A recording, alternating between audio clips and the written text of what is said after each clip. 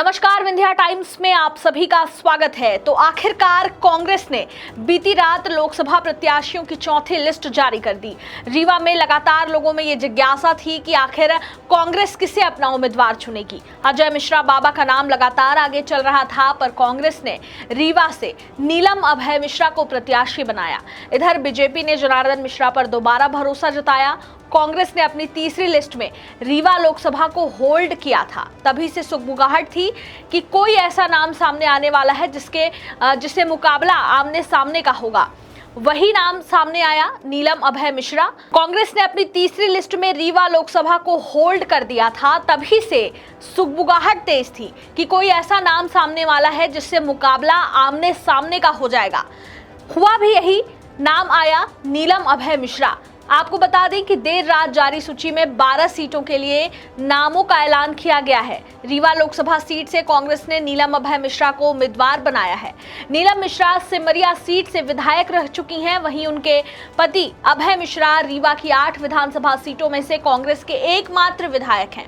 अब लोकसभा चुनाव में मुकाबला बेहद रोमांचक हो गया है, जहां एक तरफ सिमरिया विधायक की पत्नी नीलम अभय मिश्रा कांग्रेस से उम्मीदवार हैं, तो वहीं दूसरी तरफ बीजेपी से 2 बार के सांसद रह चुके जनार्दन मिश्रा हैं। विधानसभा चुनाव में कांग्रेस की करारी हार के बाद अब पार्टी किसी तरह का रिस्क नहीं लेना चाहती थी। यही कारण है कि रीवा लोकसभा सीट से नीलम अभय मिश्रा को पार्टी ने अपना उम्मीदवार बनाया है। नीलम मिश्रा अपनी एक स्वच्छ छवि के लिए जानी जाती हैं। आपको बता दें कि नीलम मिश्रा सिमरिया सीट से विधायक रह चुकी हैं। इसके अलावा उनके पति अभय मिश्रा रीवा की 8 विधानसभा सीटों में से कांग्रेस के एकमात्र विधायक हैं, और यही चुनौती बीजेपी के लिए भी है। आइए थोड़ा जान लेते हैं नीलम अभय मिश्रा के बारे में। तो 2013 में नीलम मिश्रा बीजेपी के टिकट पर सिमरिया से विधायक बनी। इनके पहले 2008 में उनके पति अभय मिश्रा सिमरिया से विधायक थे। इसके बाद 2023 के विधानसभा चुनाव में अभय मिश्रा एक बार फिर कांग्रेस के टिकट पर सिमरिया से विधायक बन गए। आइए आपको सुनाते हैं टिकट मिलने के बाद अभय मिश्रा और उनकी पत्नी ने क्या कुछ कहा। रीवा संसदीय क्षेत्र भी और मुन्ना में नहीं जाती है। कैसे लगा पागल? हमारी माता सामने ही है, सब माताओं पे भारी हमारी राजराजेश्वरी माता। टिकट क्लियर हो चुकी है कांग्रेस पार्टी की। भारत को वर्तमान में जो परिस्थितियां हैं, रसिया बना के रख दिया गया है। जैसे रूस में, चाइना में, ज़्यादातर रूस में पुतिन की सरकार में जो विरोध में बोल दे, कोई 40 साल से जेल में बंद है, कोई 20 साल से बंद है, किसी पे को फांसी दी जा रही है, किसी पे हत्या हो रही है। वो वातावरण लगभग देश पे आके इस कगार पर आकर देश खड़ा हुआ है। मैं तो स्थानीय मुद्दे पर चुनाव लड़ूंगा। 10 वर्ष से रीवा की जनता की कोई भूमिका केंद्र सरकार में नहीं। बातें कर लेना, अब उसी काम पे जब विधानसभा चुनाव होता है तो माननीय मंत्री महोदय उसी को अपना गिना देते हैं, फिर लोकसभा आता है तो उसी को सांसद महोदय अपना गिना देते हैं। तो मेरे कुछ प्रश्न हैं, मैं पूछना चाहता हूँ कि 10 वर्षों में कोई एक काम बता दें, 1 करोड़ रुपए का कोई एक काम बता दो जो इन्होंने अपने दम पर केंद्र सरकार से लाए। ये वहाँ पर कोई एक ऐसा प्रश्न बता दें, ध्यानाकर्षण बता दें, याचिका बता दें, कुछ भी बता दें जो इन्होंने रीवा की जनता के लिए केंद्र में रखा हो, इन्होंने बोला। मुझे ऐसा लगता है कि 10 वर्ष से हमारी भूमिका एकदम केंद्र में शून्य है। इनसे बेहतर तो देवराज पटेल थे, कम से कम वो कुछ तो अपना कर लेते थे, किसी का तो कुछ काम करते थे, ऐसा लगता था जनता का प्रतिनिधि।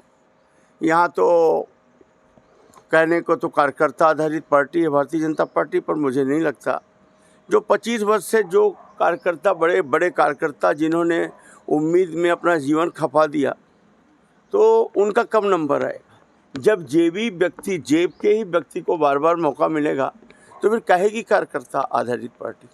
यहाँ पर भारतीय जनता पार्टी हमारे माननीय मंत्री महोदय की प्राइवेट लिमिटेड कंपनी जैसी एक पार्टी हो गई है और वही उसको चला रहे हैं।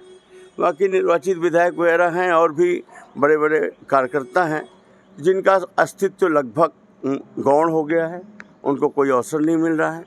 और ये खैर उनका इंटरनल मैटर है, लेकिन मेरा ये कहना है कि रीवा की जनता ने अगर इन्हें चुना है तो ये बताएं ना कि हमने रीवा के लिए क्या किया, एक तरफ है, और दूसरी तरफ 10 वर्ष में हमने पाया तो कुछ नहीं, खो जरूर दिया बहुत कुछ।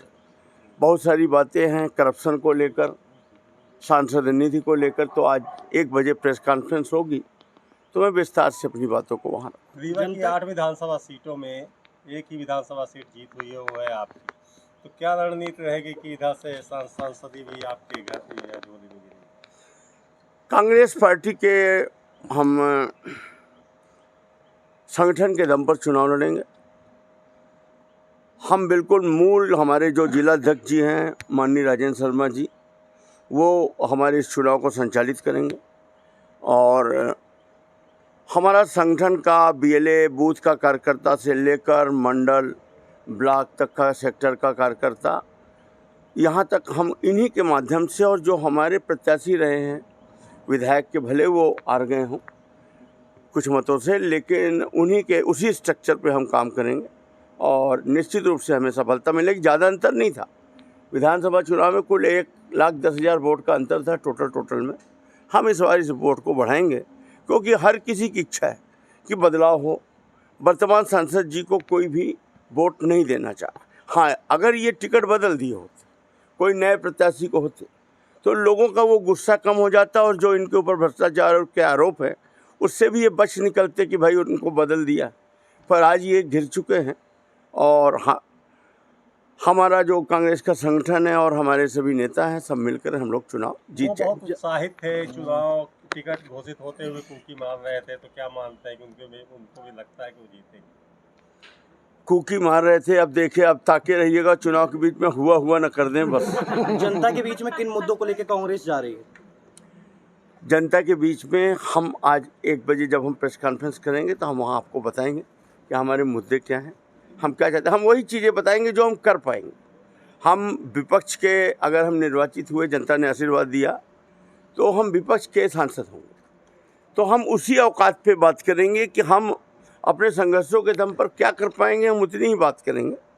और वो हम आपके सामने विस्तृत विवरण अपने जिलाध्यक्ष जी के कार्यालय में, कांग्रेस पार्टी कार्यालय में जब प्रेस कॉन्फ्रेंस होगी उसमें हम आपको। टिकट घोषणा में इतनी लेट लतीफ़ी क्यों कांग्रेस की तरफ से? देखिए, पूरे देश में इनकी तो देखिए सरकार है 2 वर्ष से, और इनके सब निर्वाचित ज़्यादातर सांसद ही हैं, आप भी समझ रहे हो, और इनको वही बार बार वही रिपीट कर देना है, इक्का दुक्का इनको चेंज करना है, तो इन्हें तो कुछ सोचना है नहीं, तो इनका तो सब रेडीमेड आप ही खुद भी समझ रहे हैं।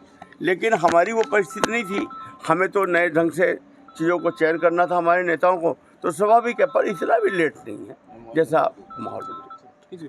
मतलब मैदान में पहले भी रह चुकी हैं और राजनीति को अच्छी बड़ी बात जानती हैं। इस बार लोकसभा से आप यहाँ टिकट घोषित की गई है कांग्रेस की, जिसमें आपके सामने सांसद, तत्कालीन सांसद जनार्दन मिश्र कैसे पार करेंगे इस तैयारी? जी, अब हो गया पार्टी नेतृत्व का। मैं पहले तो बहुत धन्यवाद देना चाहती हूँ माननीय राहुल गांधी जी का, प्रियंका गांधी जी का, हमारे राष्ट्रीय अध्यक्ष जी का, सभी का मैं बहुत बहुत धन्यवाद देना चाहती हूँ कि उन्होंने मुझे इस लायक समझा कि मुझे रीवा लोकसभा का प्रत्याशी बनाया है।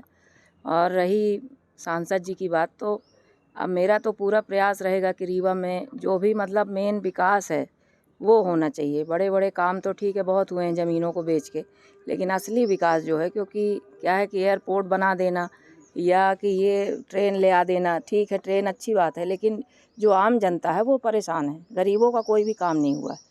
तो मेरा तो ये प्रयास रहेगा कि ज़्यादातर जो असली विकास है वो होना चाहिए रीवा ज़िले में, और जो भी मुझसे बनेगा मैं उसको पूरा प्रयास करूँगी। बाकी हमारी माता जी हैं, उनका हाथ है मेरे सर पर, जैसा उनका वो होगा, आगे भगवान जो चाहेंगे वो होगा। ईवीएम माता से कैसे पार पाएंगे? अब ईवीएम माता के ऊपर भी एक माता हैं, ऊपर ही जो ईश्वरीय शक्ति होती है, तो उनका सब वो रहता है उसमें। और कहीं ना कहीं मुझे तो ये विश्वास है कि इस बार ईवीएम वगैरह कोई काम नहीं आएगी, और ठीक है आगे फिर वक्त बताएगा जो भी होगा। किन मुद्दों को लेकर जाएंगे आप?